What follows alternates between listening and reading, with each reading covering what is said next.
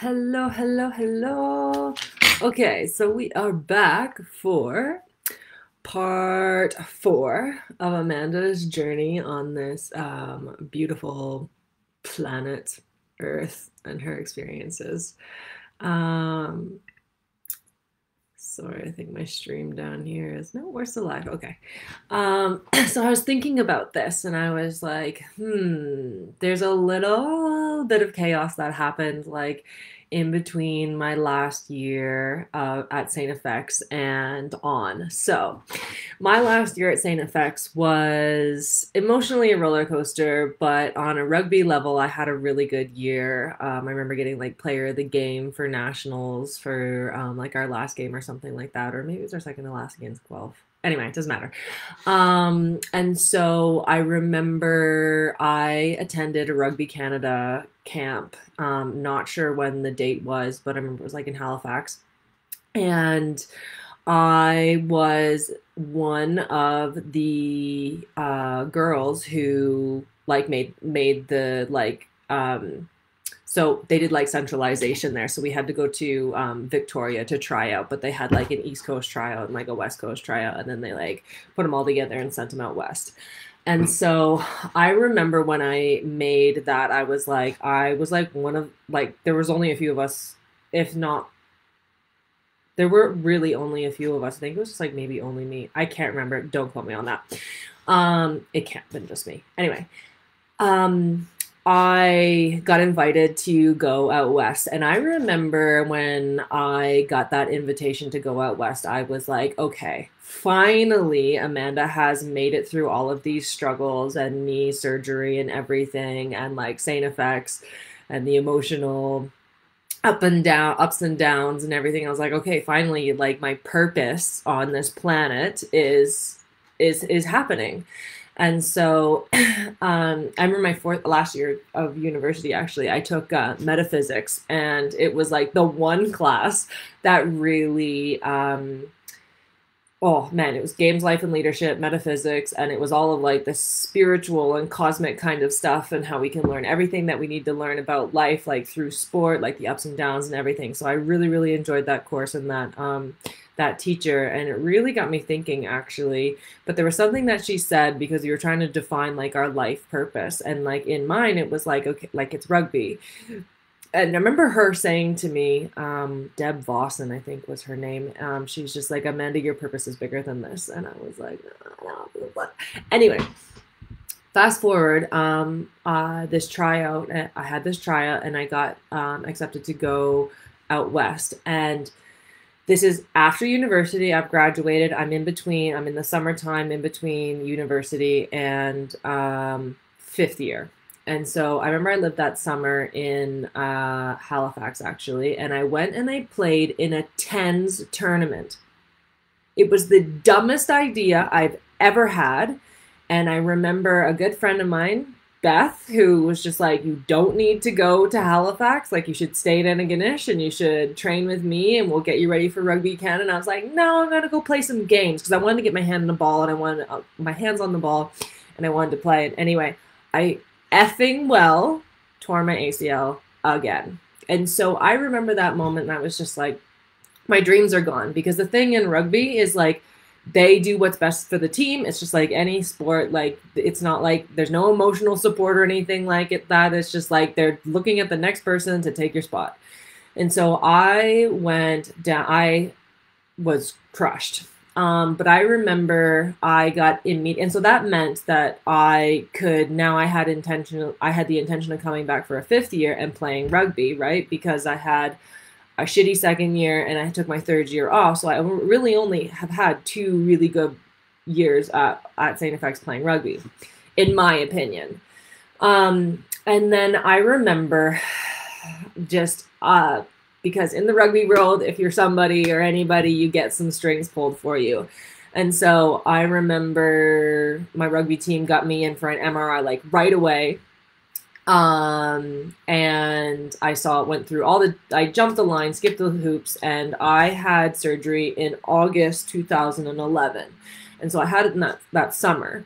And then I remember my parents were like, you don't need to go back to St. FX. I think you really need to spend some time like just healing and figuring out what's next. And I was like, no, like I want to be around my team, you know, because the thing about university is you're, whether or not it's like an emotional roller coaster, those are your friends that you've made post high school, and it's the environment that you're used to. And so I was like, no, I'm going to go back for a fifth year. And so I remember I went back for that fifth year, and I went to therapy there and for my knee, and I took some art classes, and it was really great.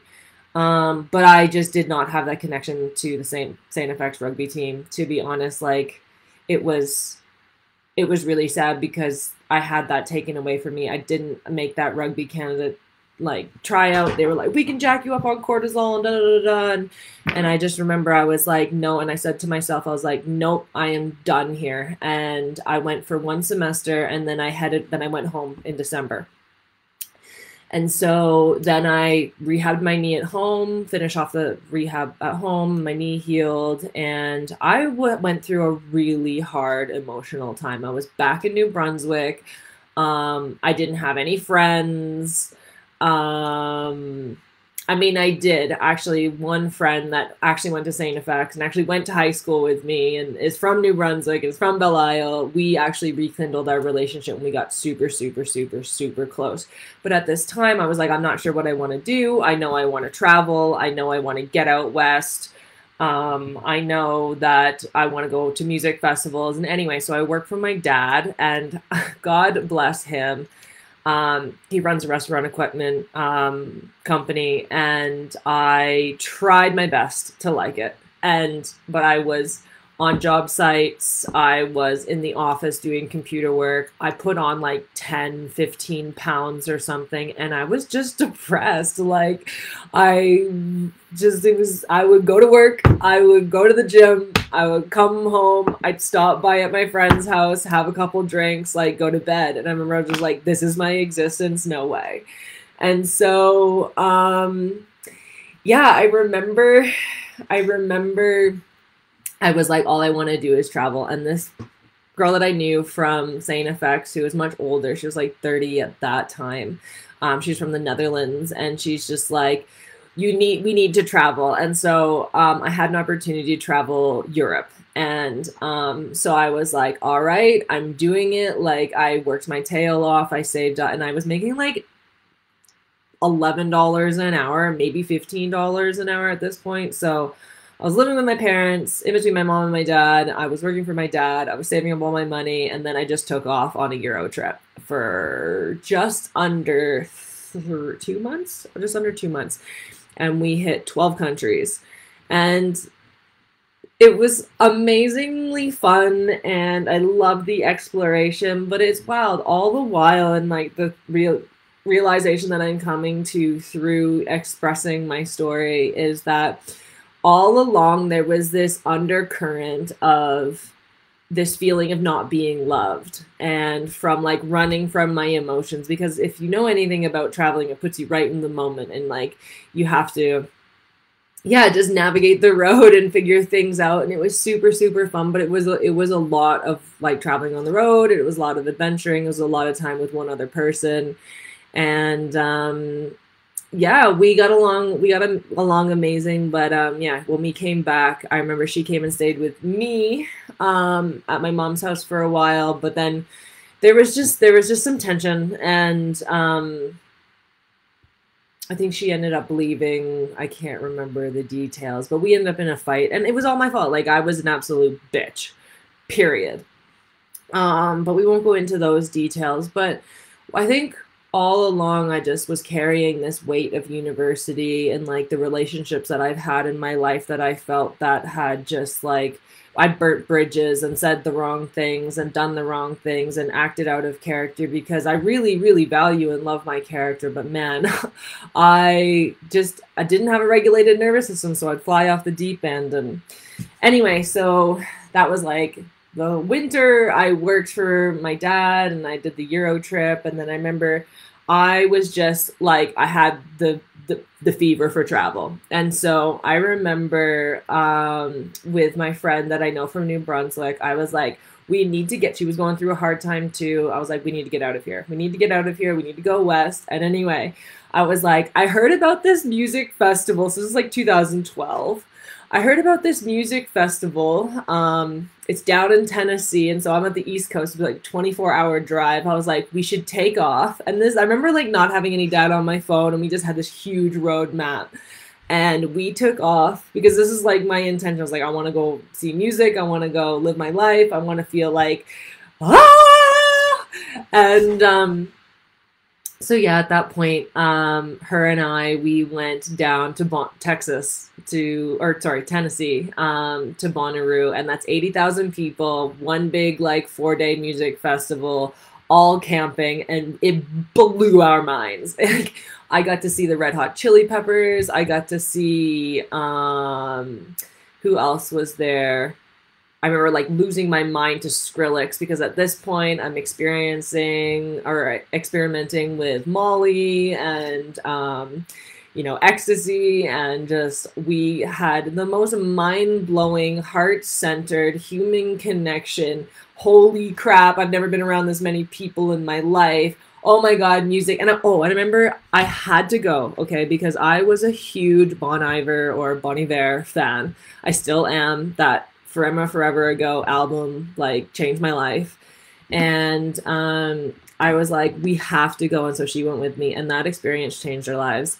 And I remember her saying to me, like, we're two small town girls, like graduated with 45 people, like, and we go this huge thing. And she's like, I wouldn't have been able to do this without you. And I wouldn't have done it without you.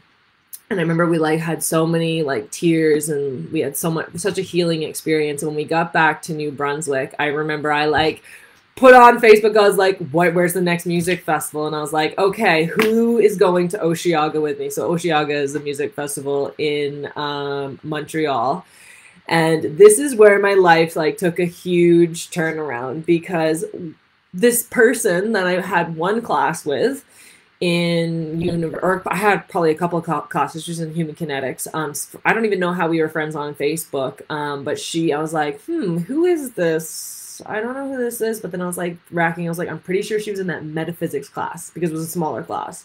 So I remember her from there, and she's like, hey, so-and-so and I are gonna go, are thinking about taking a drive.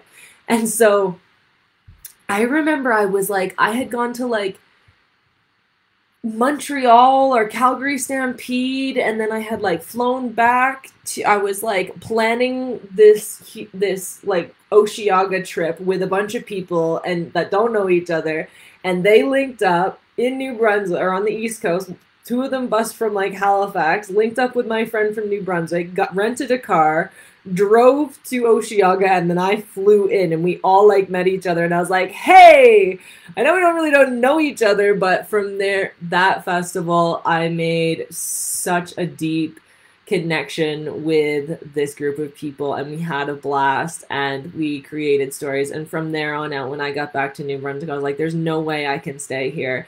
And I remember my friend and I, from New Brunswick, we were like, and at this point, because like we had no friends in Halifax, like in New Brunswick, I was traveling back and forth to Halifax to see these friends that I made going sporadically, randomly to Osheaga with. And that was a lot of fun. And we had a lot of fun on those weekends and stuff. So we had a little like a group, St. FX alumni, like friendship bond. And then I remember saying to my friend from New Brunswick, I was like, we have to get out of here. Like, my soul is calling to go to the West. And we had every intention of moving to Calgary. And I remember that was like the one goal. And that was like, we're getting out of here. And I was like, and I have like a rough plan. And her and I, we were like, okay, how much money do we need to make to feel solid to like make this trip? And like, I was like, we need to set the date. And so I think it was August 2013. And I remember I made a deal with my mom, because I was like, my grandmother, I was like, I know you need work done around here. Will you employ Sarah and I, oh, there's her name, Sarah and I, to, because we want to move out west and we want to do this like adventure. And like, I remember we made a couple grand and we banked it, and we like piled everything that we needed to move out west in the back of my Jetta TDI 2009, I think, and that little whip took us on some amazing trips. And yeah, I think even before we moved out west, we went to Bonnaroo again with a bigger group. That's what we did too. And so I was on this adventure of like music festivals and moving out west. And so I was able to say goodbye to New Brunswick in a really positive way. And her and I drove across the country having no idea what we were going to do, but we were going to figure it out along the way. And we stopped at some like friends of mine that I know through rugby, and we just had this epic road trip across Canada. And it was just like two girls in a car, like literally the universe at our backs, just supporting us. And it was funny because I was like, I remember telling her, I was like, you're going to find the love of your life. It's going to be like a plaid wearing, dark hair, dark eyed guy. And we're going to just have the best time. Anyway, we stopped in Fernie to see a friend of ours that we knew from university who was a year behind us that moved like straight there after university. And we ended up staying for like 2 weeks, and we were like couch surfing on her, like sleeping on the couch on the floor there for like 2 weeks. And then I looked at Sarah and I was just like, okay, are we staying here or are we moving to Calgary? Because we got to figure it out, because I got to get a job. I got to figure out these things. And we were looking at rent in Calgary and it was expensive. And then we were looking at jobs and we were like, big city, never really done it before. How are we going to like do transportation and blah, blah, blah, blah. And I was just like, you know what? We've made a lot of really good friends here. Like, why don't we just stay here? And so it was the tail end of summer. We'd done Shambhala, and Shambhala is in BC, in Salmo, BC. And that like was another festival that just blew our minds. And it's a little bit smaller than like, it's like 10,000 people at that point. And I remember just being like, this is it. This is the shit. This is where I need to be. And so we decided to stay in Fernie and live there. And a lot of things. I'll cover this on the next video. But yeah, so much. That in between year was such like a year and a half at home in New Brunswick was such a building block for what was to come next. And it was in the years to come that I really, really came into myself. And I'm going to leave it there because I'm going to share the Fernie days and like Amanda like really growing up and maturing and finding her path in life on the next one. So thanks for watching, and I love you, and I'll see you soon. Okay, let's start.